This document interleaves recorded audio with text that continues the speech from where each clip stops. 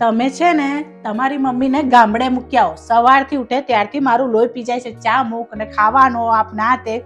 મારાથી આ બધું સહન નથી થતું. મારે એમની જોડે નથી રહેવું. મારે તો એકલું જ રહેવું છે. તમે એમને ગામડે મૂકી આવો. સારું, વાંધો નહીં. હું મમ્મીને ગામડે મૂકી આવીશ. પણ હું તને કહેવાનું ભૂલી ગયો કે મારી બદલી થઈ ગઈ છે. મારે દિલ્હી જવાનું આવ્યું છે, તો 2 વર્ષ માટે મારે દિલ્હી રહેવું પડશે. ગાંડા થઈ ગયા કે શું? હું 2 વર્ષ તમારા વગર અહીંયા એકલી કેવી રીતે રહીશ? એમાં શું થયું? 2 વર્ષની તો વાત છે. રહી લેજે ને મારે વગર 2 વર્ષ. ના, હું નહીં રહી શકું. તું મને એમ કે આપણા લગ્ન કરે કેટલા વર્ષ થયા? આપણા લગ્નને 5 વર્ષ થયા. જો આપણા લગ્નને 5 વર્ષ થયા, તું 5 વર્ષના સંબંધમાં 2 વર્ષ મારા વગર રહી નથી શકતી, તો તું ખાલી જસ્ટ એટલું વિચાર કે હું મારી મમ્મી જોડે પાછલા 30 વર્ષથી રહું છું, તો હું કઈ રીતના રહી શકીશ?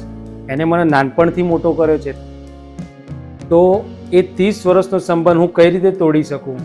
હું કઈ રીતે રહી શકું? મને માફ કરી દો, મારાથી બહુ મોટી ભૂલ થઈ ગઈ.